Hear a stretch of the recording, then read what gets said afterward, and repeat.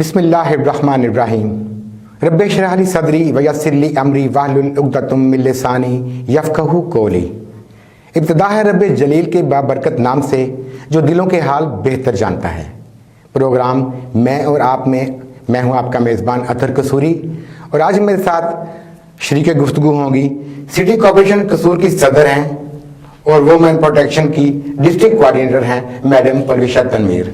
Madam क्या हाल है आपके? अल्हम्दुलिल्लाह। आप सर कैसे हैं? अल्लाह का शुक्र है जी।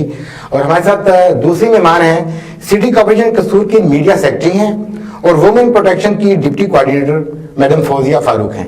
मैडम कैसे हैं आप? अल्हम्दुलिल्लाह। अल्लाह का शुक्र है जी। आज के प्रोग्राम में हम बात करेंगे ख़वातीन के हकूक़ के हवाले से, हकूक़ निस्वां के हवाले से। मौजूदा हालात में ख़वातीन के साथ जो ज़्यादतियाँ, जो बर्बरियत हो रही है, इसका ज़िम्मेदार कौन है, वजह क्या है? ऐसे कौन से हालात पैदा हो गए हैं कि हम मुसलमान अपने मोहम्मद प्यारे रसूल का दीन, उसका पैगाम भूल जा रहे हैं, उसके पैगाम को भूलते जा रहे हैं। ख़वातीन को हमारे नबी हज़रत मोहम्मद मुस्तफ़ा सल्लल्लाहु अलैहि वसल्लम ने जो मुकाम दिया, जो इज़्ज़त दी, जो रुतबा दिया, उस रुतबे को हम भूलते जा रहे हैं। उन्होंने इस्लाम से पहले ख़वातीन का जो मुकाम था, जो औरतों का मुकाम था, औरतों को सरे बाजार नीलाम किया जाता था, औरतों की इज़्ज़तें पामाल की जाती थीं, औरतों को रुसवाइयों का सामना था। और यही चीज़ आज के दौर में, आज के हालात में पैदा हो चुकी है और पैदा की जा रही है। इनके पीछे वजूहात क्या हैं? पहला सवाल हम करेंगे मैडम परविशा तनवीर से। मैडम आप बताइएगा कि डिस्ट्रिक्ट कसूर की औरतों को इनके असल हकूक दिलाने के लिए आप क्या किरदार अदा करेंगी? बिस्मिल्लाहिर्रहमानिर्रहीम। सबसे पहले अतर भाई बहुत शुक्रिया, आपने मुझे इनवाइट किया इस अहम टॉपिक पे जो कि हमारी ख़वातीन के हवाले से है। तो सबसे पहले मैं इसके थोड़े से बैकग्राउंड पे जाऊंगी कि अगर वुमेन प्रोटेक्शन कमेटी या थोड़ा सा अगर इसको मैं पोलिटिकल वे में लेके जाऊँ कि हमारा सियासत में आने का भी बेसिकली मकसद क्या था। कि ये मकसद नहीं था कि हमने कोई सियासत करनी है या हमें इलेक्शन लड़ने हैं, तो हम वुमेन राइट्स के लिए ही बाहर आए थे कि हम चाहते थे कि ख़वातीन को उनके माशरे में मुकाम मिल सके, कि वो भी उसी तरह से ज़िंदगी अपनी गुजार सकें जिस तरह से बाकी लोग गुजारते हैं। तो जब हमारी पार्टी का मोटो भी यही था, इमरान खान का विजन भी यही था कि ख़वातीन को आगे लेके आना है।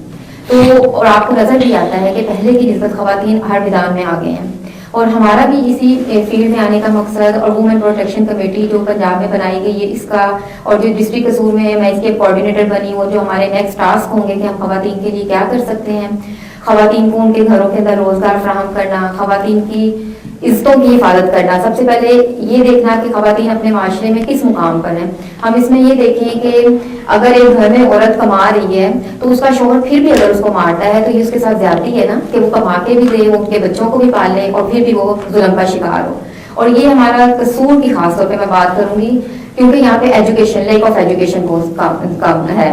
सबसे पहले तो लोगों के अंदर इस चीज का शऊर ही नहीं है, क्योंकि पढ़ा लिखा जब तक माशरा नहीं ना होता तो वो औरत को इज्जत नहीं दे सकता। वो इज्जत औरत के मुकाम को पहचानता ही नहीं कि औरत को अल्लाह पाक ने क्या मुकाम दी है। अल्लाह पाक ने औरत के कदमों में जन्नत रखी है। तो अगर हम सिर्फ इसी बात को सोच रहे हैं कि हमने औरत की किस तरह से इज्जत करनी है, तो मेरा नहीं ख्याल कि हमें किसी को समझाने की जरूरत पड़ेगी या हमें किसी को बताने की जरूरत पड़ेगी कि ख़वातीन का माशरे में क्या किरदार है।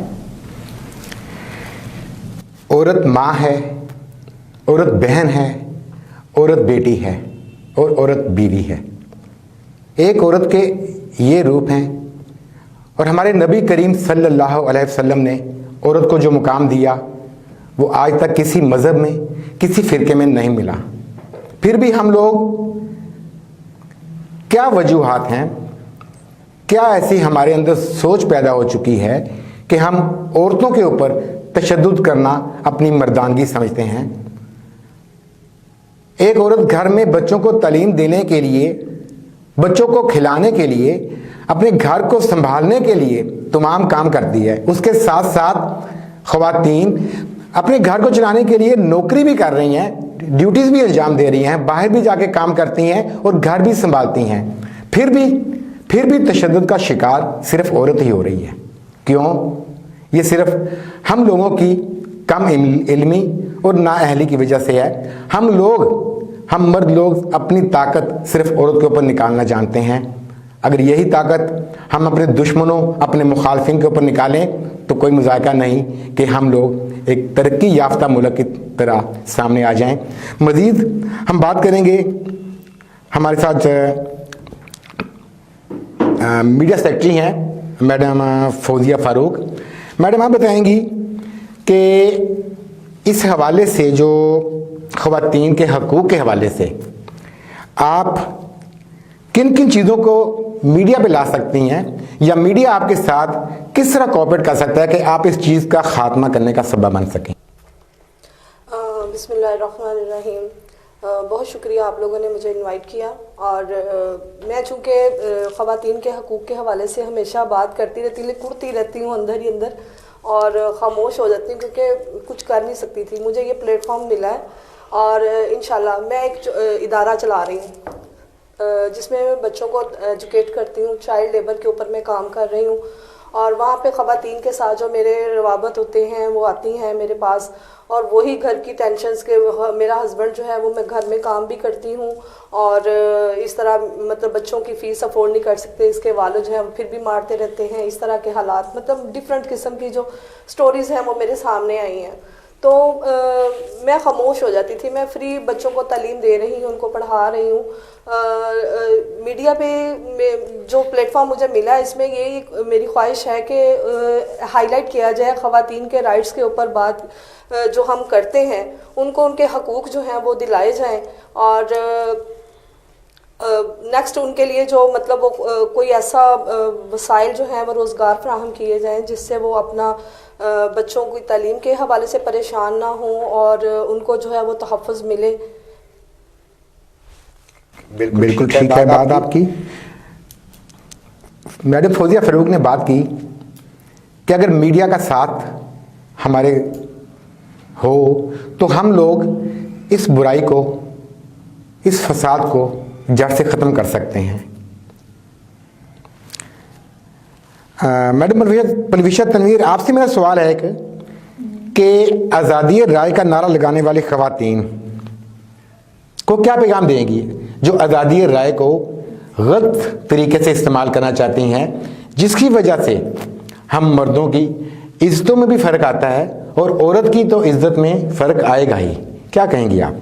देखिए, ये बड़ा अच्छा क्वेश्चन है और लास्ट डेज में कुछ ऐसे इशू हाईलाइट भी हुए थे कि जिसमें कुछ ख़वातीन ऐसी बाहर आई थी कि जिन्होंने डिफरेंट बैनर्स उठाए थे।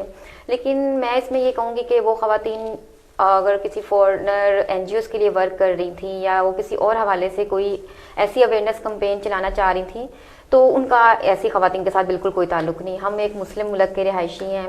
हमें अपने ख़वातीन ऐसी नहीं है कि हमारे यहाँ बेटियों की पैदा होते ही तरबियत इस तरह से की जाती है कि उनको पता होता है कि हमने अपने बाप की, अपने भाइयों की इज़्ज़त की हिफाजत किस तरह से करनी है। और मेरा नहीं ख्याल कि कोई भी ऐसी खातून हमारे इलाकों में से या हमारे घरों में से बाहर ऐसे जाती है कि जो इस तरह के वो बैनर्स उठाएगी। हो सकता है ये कोई पब्लिकेशन का एक तशहीर का ज़रिया बनाया हो, किसी को कोई इन्वेस्टमेंट कर रहे हो कि आपने इस तरह के बैनर्स उठाने हैं, तो वो आज़ादी राय इस तरह की नहीं। आज़ादी राय ये ज़रूर है कि अगर मैं अपने घर से निकलती हूँ और मेरे पेरेंट्स का मेरे ऊपर ट्रस्ट है और मैं किसी ख़वातीन के लिए कुछ करना चाहती हूँ, तो ये एक आज़ादी राय है, लेकिन उसका गलत इस्तेमाल करना मेरे लिए भी गलत है।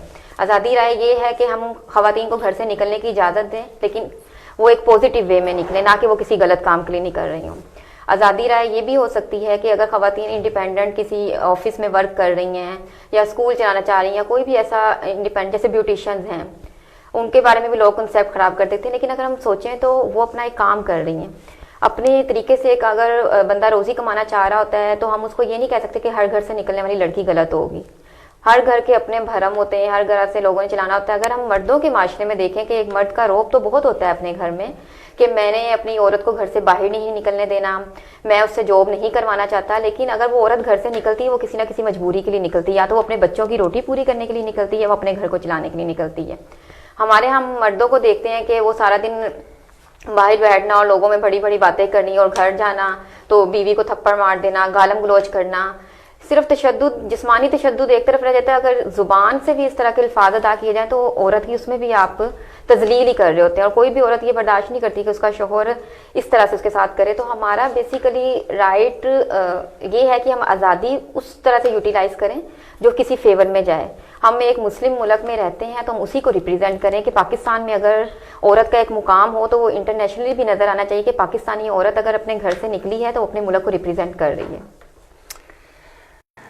मैडम मुल्फिया, एक बात और है कि हमारे जो पसमानदा इलाके हैं, पसमानदा शहर हैं, वहाँ पे तो ये चीज़ इतना रुझान नहीं है औरतों का बाहर निकलने का। अपने आप को समझते हैं घर वाले कि इसको अच्छा नहीं समझते, जबकि जो हमारे बड़े शहर हैं इस्लामाबाद, कराची, लाहौर, यहाँ पे ही ये जलसे वगैरह ज़्यादातर ये ऐसी औरतें, ख़वातीन बाहर आई थी बैनर्स लेके, और मुख्तलिफ उनके ऊपर ऐसे ऐसे फ़िक्रात लिखे हुए थे जिनको देखते हुए एक आंखें शर्म से झुक जाती हैं। सोचने का मुकाम है हमारे लिए। तो क्या ये जो पढ़ी लिखी ख़वातीन हैं, ये उनके लिए लम्हा फ़िक्रिया नहीं है कि वो पढ़ी लिखी ख़वातीन होकर ये काम कर रही हैं, तो उनसे तो फिर ये जाहिल ख़वातीन ही बेहतर हैं जो इस तरह के फजूल किस्म की हरकत में सामने नहीं आती? नहीं, मैंने आपको वो पहले भी एक्सप्लेन किया कि वो कोई एक प्रोपागेंडा या वो एक स्पेसिफिक वर्क था, वो एक स्पेसिफिक ग्रोथ था जो हमें अब तो नज़र नहीं आ रहा। वो कि अगर वो निकली थी कि वो इस्लामाबाद में उन्होंने नारे लगाने शुरू किए थे या लाहौर के कुछ इलाकों में ऐसी ख़वातीन थीं, लेकिन अब तो वो हमें सामने नहीं आती हैं। अगर आप हमारी पीटीआई में भी ख़वातीन को देखें, बड़े बड़े ख़वातीन के नाम हैं, आप डॉक्टर नशीन हामिद को देखें, हमारी सानिया कामरान है, सादिया सुहेल है, मुसर्रत चीमा है, ये वो ख़वातीन हैं जो किसी के लिए भी फ़ख्र हो सकती हैं। ठीक है, वो ऐसा कुछ नहीं कर रही। ना में किसी के एक्ट से ऐसा नज़र आता है कि उन्होंने अपनी पोस्ट का गलत इस्तेमाल किया है या अपने घर से निकलने का गलत इस्तेमाल किया गया है, या ख़वातीन आपको जलसों में नज़र आती हैं। तो इस टाइप की ख़वातीन बिल्कुल भी नहीं है। ना आपको, मेरी अपनी पूरी टीम में 10 से 15 लोग हैं और माशाल्लाह सारी की सारी एजुकेटेड है। उनके पेरेंट्स का हम पे ट्रस्ट है, वो हमारे साथ बाहर निकालते हैं उनको, क्योंकि उनको पता होता है कि अगर हम किसी प्लेटफॉर्म में जा रहे हैं, वो कोई ऐसा प्लेटफॉर्म नहीं है जहाँ पे उनके लिए इस चीज़ का इशू बन सकता है कि ये कोई गलत वे में मेरी बेटी को इस्तेमाल किया जा रहा है, या कल को कोई उनको घर में रोक के ये कह सकता है कि आपकी बेटी फलां जगह खड़ी थी तो ये उनकी तो रेप्यूट अच्छी नहीं थी।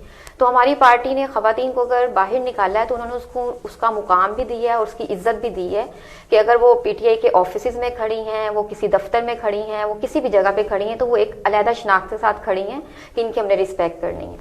तो उस वाले ग्रोह को हम लोग अगर साइड पे कर दें तो वो हमारा उनके साथ कोई ताल्लुक खास बनता ही नहीं है। हो सकता है कि फॉरेनर एनजीओज होती हैं या कोई भी ऐसी तशहीरी कंपनीज होती हैं जो इस तरह के इशू को हाईलाइट करती हैं, लेकिन वो बाद में ऐसी चीज़ें ख़त्म हो जाती हैं। बात मैडम ने बिल्कुल अच्छी कही है और दुरुस्त कही है। कुछ ऐसी ख़वातीन हो सकती हैं जो आम ख़वातीन को इस इशू को लेके गलत रास्ते पे चलाना चाहती होंगी। तो आजकल वो इशू ख़त्म भी हो चुका है, बंद भी हो चुका है, उसके ऊपर कोई जिक्र भी नहीं है। चंद दिनों के लिए वो चीज़ उठी थी, उभरी थी और इसको हाईलाइट भी किया गया था। और जब हम मुस्लिम कंट्री के शहरी हैं, हम मुसलमान मुल्क में रहने वाले हैं, मोहम्मद सल्लल्लाहु अलैहि वसल्लम के दीन से हमारा तल्लुक़ है और हम लोगों को ये चीज़ें ज़ेब नहीं देती। आज के हमारे प्रोग्राम में हकूक़ निस्वां ख़वातीन के हवाले से गुफ्तगू हो रही है। स्टूडियो में हमने बात की है मैडम परविशा तनवीर से, और हमारे साथ हैं फौजिया फ़ारूक साहब, उनसे हमने बात की। उनसे हमने ये गुफ्तगू की, ये पूछा ख़वातीन के हकूक़ के हवाले से। हम आपको बाहर आउटडोर मैदान पे भी लेके जाएंगे, कवरेज भी लेके जाएंगे, वहाँ से हम बात करेंगे मर्दों से, उनसे पूछेंगे कि ख़वातीन के ऊपर जुल्म होना, इसके पीछे वजह क्या है और कौन से ऐसे अफराद हैं जो इस चीज़ का सबब बन रहे हैं, जो अपनी बेटियों को, अपनी बहू को, अपनी बहनों को और अपनी माँ को तशद्दुद का निशाना बनाते हैं। और ये निशाना बनाने के पीछे उनकी मुहरकात क्या हैं, उनकी वजूहात क्या हैं, और इन चीज़ों को कंट्रोल करने के लिए एक इंसान, एक मर्द अपना किरदार कहाँ तक अदा कर सकता है। हमारे साथ रहिएगा।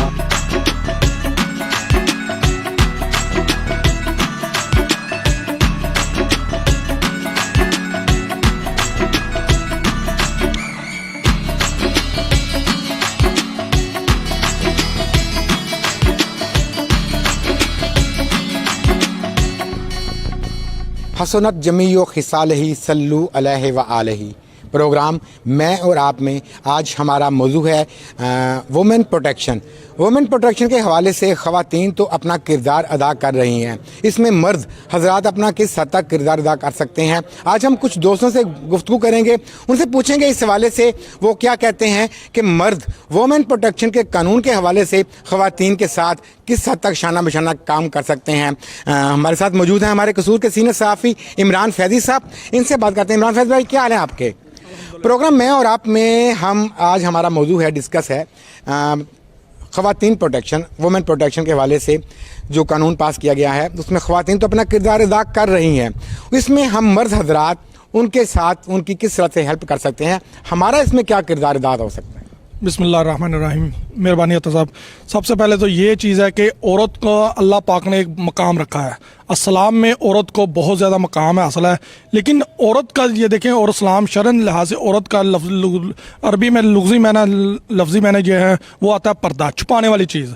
इसके लिए मर्द के क्या है, मर्द को अल्लाह पाक ने औरत से अफजल बनाया है। हर घर में हर चारदीवारी में औरत मौजूद है, लेकिन उसकी प्रोटेक्शन के लिए, उसकी हिफाजत के लिए अल्लाह पाक ने मर्द को सरबरा मुकर्रर किया है।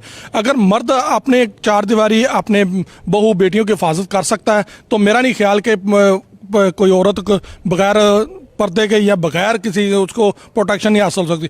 मर्द सरबराह घर का, अगर वो इस चीज़ को अच्छी तरीके से हैंडल कर ले, अच्छे तरीके से उसके प्रोटेक्शन कर ले तो औरत महफूज है। अगर घर का सरबराह, घर का इलाके का सरबराह, मोहल्ले का सरबराह, ज़िले का सरबराह अगर अपनी औरतों की हिफाजत नहीं कर सकता तो वो औरत गैर महफूज है। जितने भी पर्दे में छुपी तो वो औरत गैर महफूज है। इसी अल्लाह पाक ने मर्द को अफजल बनाया औरत से, और औरत की हिफाजत मर्द के ज़िम्मे लगाई है। मर्द को चाहे वो घर में है, चाहे वो इलाके का नाज़म है, चाहे वो मेम्बर है, चाहे मुल्क का सरबराह है, वो औरत की हिफाजत में अफजल है, वो औरत की हिफाजत कर सकता है। दूसरी जगह अगर आ जाए, औरत को अगर पर्दे में रहेगी तो हिफाजत है। आजकल जो कल्चर डेवलप हो रहा है, आपने देखा है, टीवी में देख लो, जो मॉर्निंग शो हो रहे हैं उनमें बहुत ज़्यादा ये उरैनी फाशी की तरफ जा रहे हैं हम। उसमें बेलबासी दिखाई जा रही है, गलत किस्म का लिबास, हमारी जो इस्लाम से हट कर जो है ना वो चीज़ें दिखाई जाए। अगर हम इस्लाम के दायरे, इस्लाम ने हर चीज़ में एक दायरा लगाया हुआ है, औरत में भी मर्द में भी, अगर हम अपने अपने दायरे में रह के काम करेंगे तो मेरा नहीं ख्याल कि किसी किस्म का मसाइल और मसले उस वक्त ही हो जाएंगे।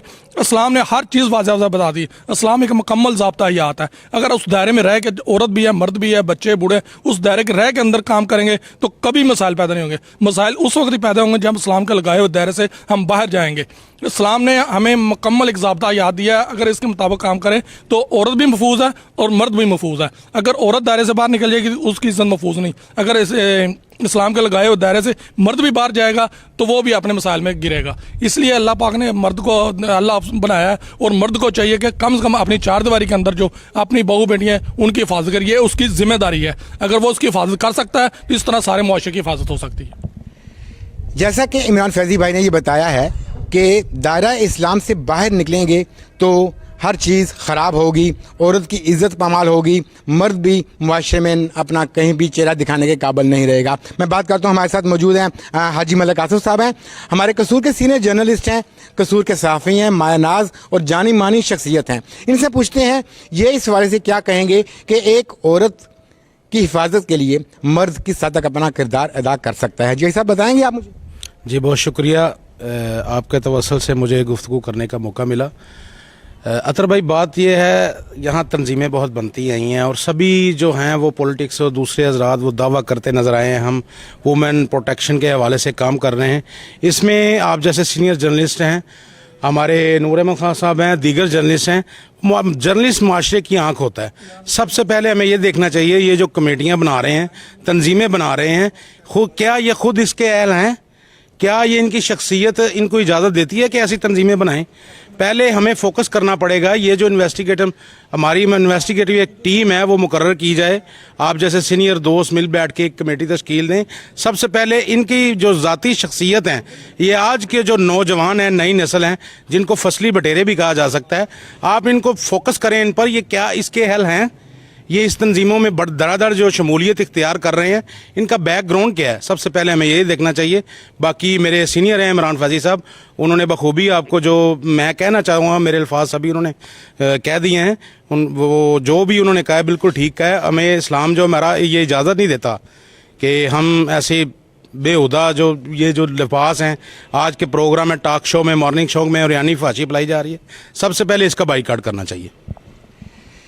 वुमेन प्रोटेक्शन कानून तो बना दिया गया, इसके लिए मेंबर साजी भी की जा रही है और लोगों को इसमें शामिल भी किया जा रहा है। ख़वातीन को बढ़ चढ़ कर इसमें शमूलियत करने की दावत दी जा रही है, बुलाया जा रहा है, उनके साथ बात करके काम किया जा रहा है। जबकि जब तक हम अपने असल चीज़ों को, हम इस फाशी फैलाने वाले इदारों को मुकम्मल तौर पे पाबंद नहीं करेंगे, इस चीज़ को रोकेंगे नहीं, तो तब तक ये औरत की इज़्ज़तें पामाल होती रहेंगी और औरत की जो उरियानी है जब तक ख़त्म नहीं होगी तब तक ये फाशी चलती रहेगी। मैं बात करता हूँ, हमारे साथ मुर्तज़ा बेग साहब हैं, गुलाम मुर्तज़ा बेग साहब हैं, हमारे कसूर के सीनियर जर्नलिस्ट भी हैं और माशाल्लाह एक यहाँ पे मुकामी स्कूल भी चला रहे हैं, प्राइवेट स्कूल भी, और इनके स्कूल में भी माशाल्लाह ख़वातीन भी टीचर्स हैं और ख़वातीन मुख्तलिफ शोबा जात में मुलाजमत भी करती हैं, नौकरी में कर रही हैं, और फिर भी उनके ऊपर इस तरह के वाक़यात होना हमारे लिए लम्हा फ़िक्रिया है। इनसे पूछते हैं कि एक मर्द अपना किस हद तक किरदार अदा कर सकता है। जी बताएंगे आप सर? जी बिस्मिल्लाहिर्रहमानिर्रहीम। अतर साहब बहुत शुक्रिया, आपके चैनल से वसत से आज मुझे ये मौका मिला। ख़वातीन के हकूक़ की जहाँ तक बात है तो बहुत ही अच्छी ये बात है। बासित मुसलमान नबी करीम सल्लल्लाहु अलैहि वसल्लम का भी ये फरमान है कि औरतों के हकूक़ का बिल्कुल उनका एहतराम किया जाए, और हमारे माशरे में जिस मुल्क में हम रह रहे हैं, इस्लामी जमहूरिया मुल्क में भी औरत के पूरे हकूक़ का ख्याल रखा जाए। लेकिन माज़रत के साथ एक चीज़ ज़रूर क्लियर कर दूँ कि औरत के हकूक़ का ख्याल ज़रूर रखा जाए, औरत को हकूक़ दिए जाएँ, लेकिन इस मॉडर्न दौर के नाम से औरत की जो ये आजकल जो हम लोग कर रहे हैं वो इस्लाम के दायरा से हम लोग बाहर होते जा रहे हैं, वो कुछ ज़्यादा ओवर होता जा रहा है। उससे थोड़ा सा हमें यानी अपनी लिमिट्स क्रॉस करने नहीं चाहिए, हमें अपना थोड़ा दायरा जो है उसको थोड़ा कंट्रोल करना चाहिए कि जो मर्द को अल्लाह पाक ने शान दी है, या हमारे इस्लाम में, हमारे माशरे में जो एक मर्द का जो मुकाम है वो औरत का वो हरगिज़ नहीं है। औरत के हकूक़ वाजिब हैं, औरत का एहतराम वाजिब है, औरत के लिए पर्दा वाजिब है। लेकिन आजकल जो आप देख रहे हैं कि मुख्तलिफ़ किस्म के टीवी चैनल्स पे, जो निजी टीवीज़ पे चल रहे हैं, जो मॉर्निंग शो के नाम से जो प्रोग्राम है, वो जिस तरफ जा रहे हैं, वो आज के माशरे में क्या हम दे रहे हैं अपनी नई आने वाली नस्ल को। हम लोग सुबह उठते थे तो एक PTV एक चैनल होता था, सुबह सवेरे वो लगाते थे प्रोग्राम, तो उस पर तिलावत कुरान पाक और अच्छे अच्छे मौजू यानी कि ना हमारे आने वाली नस्ल के लिए, बच्चियों के लिए, बच्चों के लिए प्रोग्राम चलते थे। आज सुबह उठते हैं, बिस्तर से निकलते हैं, अगर टीवी लगा लें तो हर निजी चैनल पे एक टॉक प्रोग्राम चल रहा है, यानी कि ना सुबह सवेरे प्रोग्राम, जिस पे इतनी वो बेहयाई और इस तरह के प्रोग्राम्स वो चल रहे हैं जिसमें ख़वातीन को, हम आने वाली नस्ल को, अपनी बेटियों को घर बैठ के अपनी फैमिलीज़ के साथ वो शो देख नहीं सकते। हम किस तरफ जा रहे हैं, किस तरफ खड़े हुए हैं। हम इस्लामी जमहूरिया मुल्क का जो हमने जिस नाम से ये मुल्क हासिल किया, क्या हम उसकी पासदारी कर रहे हैं? हम उसके मुहाफ़िज़ हैं? हम उसके लिए क्या कर रहे हैं? हमें थोड़ा सा ये सोचना पड़ेगा, हमें गौर करना पड़ेगा बहसीत मुसलमान कि हमें औरत को हकूक़ देने हैं लेकिन अपनी लिमिट्स को क्रॉस नहीं करना। शुक्रिया। औरत को हकूक़ तो देने हैं लेकिन उसकी लिमिट से जब हम क्रॉस करेंगे, जिस तरह मुख्तलिफ चैनल्स के ऊपर मुख्तलिफ टॉक शोज़ में जो कुछ दिखाया जा रहा है, उससे हमारी आने वाली नस्लें क्या सीखेंगी, क्या इसके सबक हासिल करेंगी। मुख्तलिफ चैनल्स के ऊपर कहीं मेकअप दिखाया जा रहा है, कहीं लिबास, बारीक लिबास दिखाया जा रहा है, और अगर हम इस तरह के लिबास पहनकर अपनी बेटियों को, अपनी बहुओं को, अपनी बहनों को घर से बाहर निकालेंगे तो फहाशी तो खुद ही फैलेगी और हम खुद ही लोग दावत दे रहे हैं गुनाह करने की। जब तक इन चीज़ों पर कंट्रोल नहीं होगा तब तक वुमेन प्रोटेक्शन कामयाब नहीं हो सकेगी।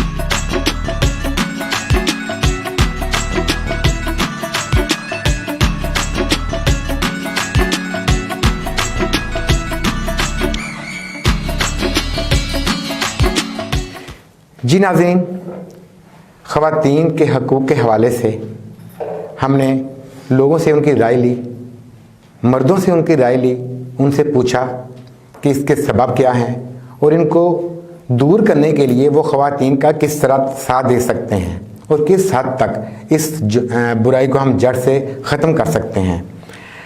मैडम नफीसा तनवीर, आपसे एक सवाल है कि आपने वुमेन प्रोटेक्शन की डिस्ट्रिक्ट कोऑर्डिनेटर हैं कसूर से, ये उहदा संभाले हुए आपको कितना अरसा हो गया है और अपनी पाकिस्तान तहरीक इंसाफ की हुकूमत की सरपरस्ती में, उनकी क़यादत में आपके क्या प्लान हैं और किस तरीके से आप ख़वातीन को उनके जायज़ हकूक़ दिला सकेंगी?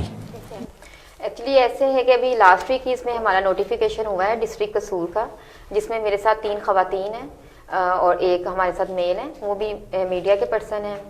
और इस हवाले से हमारी लास्ट वीक में डिस्ट्रिक्ट डिप्टी कमिश्नर साहब से मीटिंग भी हुई है इस बारे में कि हमने उनको अपने नोटिफिकेशन दिखाए हैं और उनसे इस चीज़ के बारे में बताया गया है कि हमारे इस तरह से डिस्ट्रिक्ट स्कूल में नोटिफिकेशन हुए हैं, तो हमें ख़वातीन के कौन कौन से मसाइल पेश आ रहे हैं। सबसे पहले हमारा उनसे मिलने का मकसद भी ये था कि ख़वातीन को जो थानों और कचहरियों में मुश्किलात पेश आ रही होती हैं, क्योंकि अगर हम लोग इस सिलसिले में बात करें तो बड़े लंबे इशू आ जाएंगे कि गांव देहातों की जो ख़वातीन हमारे पास आती हैं, सबसे ज़्यादा उनके जायदाद के मसले आ रहे होते हैं कि जायदाद की मुंतकली का ज़रिया एक बहुत बड़ा इशू है पाकिस्तान में कि औरतों को और बहनों को और बेटियों को वो कहते हैं कि अपना हिस्सा माफ़ कर दें और भाइयों के नाम कर दें। ये चीज़ सबसे ज़्यादा फेस करनी पड़ रही होती है। फिर घरेलू तशद्दुद बहुत ज़्यादा फेस करना पड़ रहा होता है। और सेकेंडली जो हमारे पास हैरेसमेंट के केसेस बहुत ज़्यादा आते हैं या ख़वातीन किसी ज़्यादती का शिकार होती हैं, तो उन ख़वातीन के हवाले से हमारी डिस्कशन भी हुई थी और डीसी साहब ने हमें इस चीज़ की यकीन दहानी करवाई थी कि अगर उनको कोई भी ऐसा मसला फेस करना पड़े तो आप मुझे एक कॉल या मैसेज करें तो मैं आपका मसला फौरी तौर पे हल करवाऊंगा। किसी पुलिस स्टेशन में या कोई आपको मुश्किल पेश नहीं आएगी। तो इस सिलसिले में सबसे पहले अगर मैं डिस्कस करूं हरेसमेंट को वर्क प्लेस पे, ये हमारा टारगेट है कि अगर ख़वातीन घर से बाहर निकली हैं तो वहाँ पे वो हरेसमेंट का शिकार ना हो। वो हरेसमेंट सिर्फ जिस्मानी नहीं, वो जहनी भी हो सकती है कि इस तरह की बातें की जाएँ वर्क प्लेस पे जो ख़वातीन के लिए कंफर्टेबल ना हो। और अब इस के हमारी गवर्नमेंट ने जो एक एक्ट भी बना दिया कि अगर ख़वातीन किसी भी किस्म की हरेसमेंट का किसी वर्किंग प्लेस पे शिकार होती हैं तो उस शख्स को वहाँ से टर्मिनेट कर दिया जाता है और वो नेक्स्ट किसी जॉब के लिए एलिजिबल नहीं रहता।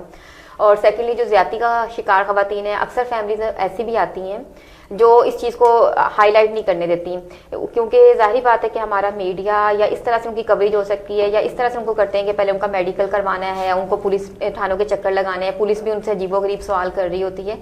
तो ये चीज़ें पहले ही वो ख़ानदान इतनी मुश्किल का शिकार होता है और जो पुलिस का रवैया होता है और मुसलसल इधर उधर के चक्कर होते हैं तो वो उनके लिए और जहनी तनाव का शिकार बन रहे होते हैं। तो इस सिलसिले में हमारी कोशिश है कि अगर कोई फैमिली किसी ऐसी चीज़ का शिकार होती है तो वो उनके लिए वो शर्मिंदगी का बायस ना बन जाए, वो इतना स्टिग्मा उसके लिए ना बन जाए कि वो अपनी ना ख़ानदान में किसी को फेस कर सके, ना मोहल्ले में, ना इलाके में। तो इस चीज़ को हम लोग चाहेंगे कि वो इस तरह से कवर हो कि जो पर्सन इसमें इन्वॉल्व है उसको उसमें सज़ा भी मिले और उस फैमिली को भी हम हाईलाइट ना करें।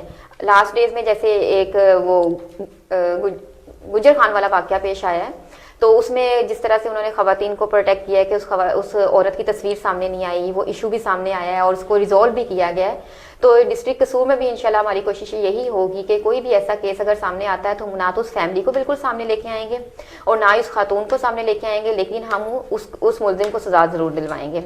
तो आपके प्रोग्राम के तवज्जो से मैं लोगों को ये कहना भी चाहूँगी कि अगर कोई भी ख़वातीन ऐसी हैं जो किसी ना किसी मुश्किल को फेस कर रही हैं या उनको किसी मुश्किल पेश आ रही है, वो डर रही हैं। मोस्टली हम लोग देखते हैं कि कोई इंटरनेट पे ब्लैकमेल हो रहा है, मोबाइल पे ब्लैकमेल हो रही हैं, तस्वीरें शेयर हो रही हैं, तो आप लोगों ने घबराना नहीं। इस सिलसिले में आप मेरे से रब्ता करें, मेरी टीम से रब्ता करें, हम हर टाइम आप लोगों के लिए अवेलेबल हैं। आपको सामने लाए बगैर, आपकी तस्वीरें दिखाए बगैर, आपके इशू को हाईलाइट किए बगैर हम उसको हल भी करेंगे और उसका सलूशन भी आपको देंगे। सबसे पहले तो मैं इस बारे में यही कहूँगी कि अफसोस भी होता है ऐसे वाक़यात सुन के कि हमारे नबी सल्लल्लाहु अलैहि वसल्लम ने जिस तरह से औरत की इज्जत करवाई थी, जिस तरह पुराने ज़माने में बेटियों को जिंदा दफन कर दिया जाता था, मिस्र के बाज़ारों में औरतों की नीलामी होती थी, उस चीज़ को बचाने की जितनी कोशिश की गई थी तो आजकल के ज़माने में वो फिर सब कुछ वही स्टार्ट हो गया। मॉडिफिकेशन उसमें हमने कर दी है, हमने तरीका चेंज कर दिया है, हम उसको अच्छे लेवल पे ले आए, लेकिन चल वही सब कुछ रहा है कि अगर कम उम्र की शादी है या इस तरह की जो भी चीज़ें पेश आ रही हैं तो इसमें सबसे पहले चाइल्ड प्रोटेक्शन ब्यूरो की कमेटी बनी हुई है कि 18 साल से कम उम्र की शादी हमारे एक्ट में ही नहीं है, कि हमारे आइन में भी नहीं कि 18 साल से कम उम्र लड़की की शादी की जाए। तो इस सिलसिले में चाइल्ड प्रोटेक्शन वाले हेल्प कर सकते हैं, मीडिया वालों की भी कर सकते हैं और दूसरी भी अगर आप इस केस को उनके सामने लेके जाएं तो वो आपको बेहतर तरीके से बताएंगे कि आपने किस तरह से इस चीज़ को करना है। और सेकंड थिंग ये रही कि अगर क्या किया जा रहा है और ऐसा क्यों हो रहा है, तो पंजाब गवर्नमेंट ने एक हेल्पलाइन भी बना दी है 1043। आप इस नंबर पे डायल करें, अगर आपको कोई भी ऐसा केस सामने नजर आता है तो वो डायरेक्टली वहाँ पे रिपोर्ट हो जाता है गवर्नमेंट के पास और गवर्नमेंट उस पर फिर स्ट्रिक्ट एक्शन भी लेती है। ऐसा नहीं कि उस पर रिजल्ट नहीं आ रहा होता। या इमरान खान ने ये पोर्टल पे हम लोग अपलोड कर सकते हैं तो पोर्टल का रिजल्ट भी फ़ौरन से सामने आ सकता है। लेकिन हमारे कसूर में चाइल्ड प्रोटेक्शन ब्यूरो की कमेटी है, मिस जन्नाब वहाँ पे होती है डीसी ऑफिस में, तो इस केस को उनके साथ डिस्कस किया जा सकता है कि वो इस सिलसिले में क्या हेल्प करेंगी।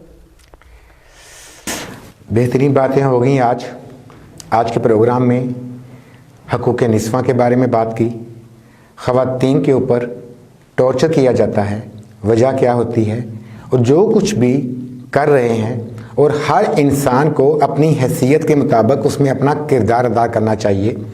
चाहे जो भी हो जाए, किसी के ऊपर जुल्म हो रहा हो तो उसके खिलाफ आवाज़ बुलंद करनी चाहिए। आवाज़ बुलंद नहीं कर सकते तो उसको बुरा कहना चाहिए। हमारे नबी करीम ने भी सल्लल्लाहु अलैहि वसल्लम ने फरमाया था कि आप किसी बुराई को देखो तो उसको रोको, अगर रोकने की हिम्मत नहीं रखते तो उसको बुरा कह के साइड पर हो जाओ, उसके साथ बिल्कुल ना दो। और जहाँ तक हम लोग, हमारी ताकत और साथ चाइल्ड प्रोडक्शन की ताकत और साथ ये हकूक़ निस्वां वाले अगर मिल जाएं, मिल के काम करें तो कोई मुज़ायका नहीं है कि कसूर शहर क्या पूरे पाकिस्तान में ख़वातीन पर होने वाले तशद्दुद।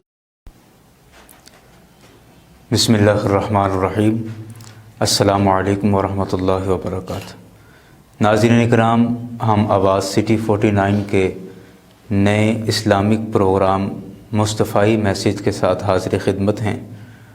पिछले प्रोग्राम में वज़ू के तिब्बी फ़वाइद के हवाले से बातचीत हुई थी और इसी मुनासबत से आज के प्रोग्राम में हम नमाज के रूहानी और जिस्मानी फ़वाइद के हवाले से बात करेंगे। नाज़रीन इकराम, इस्लाम ने इबादत का ऐसा ख़ूबसूरत तसव्वुर दिया है कि जो न सिर्फ़ आखिरत बल्कि दुनिया में भी हमारे लिए बहुत सारे फ़वाइद का तकाज़ा करता है। आप देखें, हर मज़हब के अंदर इबादत का कुछ ना कुछ तसव्वुर ज़रूर है। बाज़ मज़ाहिब की इबादत ऐसी हैं जो एक माकूल तरीके से अक़ल में आती हैं, लेकिन बाज़ मज़ाहिब की इबादत बिल्कुल अक़ल से बाला और फ़हम से बिल्कुल बाला तर हैं। लेकिन इस्लाम के अंदर जितनी भी इबादत हैं वो न सिर्फ़ अक़ल उनको तस्लीम करती है बल्कि जदीद साइंस भी उन इबादत के फ़वाइद को तस्लीम कर रही है।